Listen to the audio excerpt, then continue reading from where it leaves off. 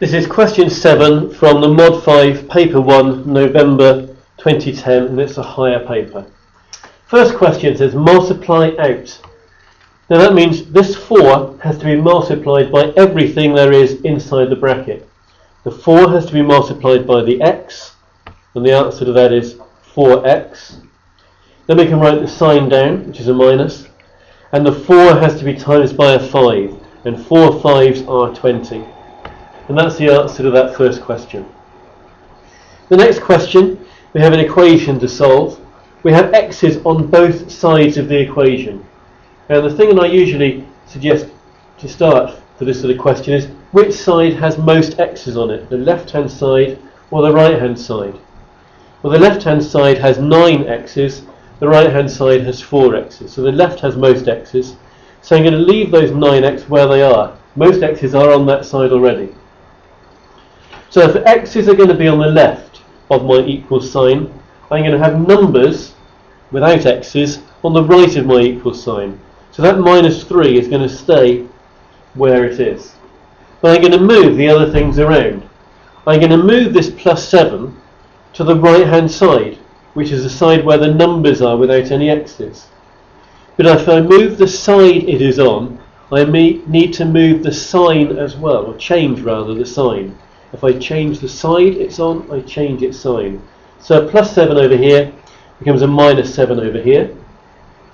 And similarly, when I move that 4x, it's a normal 4x over here, which means it's a positive 4x. When I bring it to this side, it becomes a minus 4x. So now I have 9x take away 4x, which is 5x. And on the right I have minus 3 minus 7, which is minus 10. And that means 5 times x equals minus 10. So to find out what x is, I've got to do the opposite of timesing by 5. I've got to do a dividing by 5 on the other side. So I've got to do minus 10 divided by 5. Well, 10 divided by 5 is 2, and a minus divided by a plus number is a minus. So the answer to that one is minus 2. Part C, I've got to solve this inequation, sometimes called an inequality. Hasn't got an equal sign in it, it's got a less than sign. But you do it the same way. If this was an equation, the first thing you'd do is to add 3 to both sides, or move that minus 3 to the other side, to this side where it becomes a plus 3. And we'll do the same thing here, but we must make sure that sign appears between the two sides. Now that means that 8x is less than 5. Now we want to know what x is equal to. I'm just going to write that out again over here. There's a bit more space. To find out what x is going to be equal to, I need to divide by 8. So basically I'm moving this 8, which is a timesing 8, to this side where that 8 will be a dividing by 8. So I get 5 divided by 8.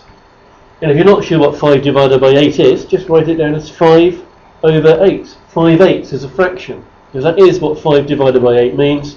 So the answer to this question is x is less than 5 eighths. Part D, we're timesing together. So with the big numbers, the numbers that aren't powers, just times them. 5 times by 3 is 15. Then you need to deal with the x's. Now if you're timesing, you add the powers together. So that 4 is a power of an x, that 3 is a power of an x.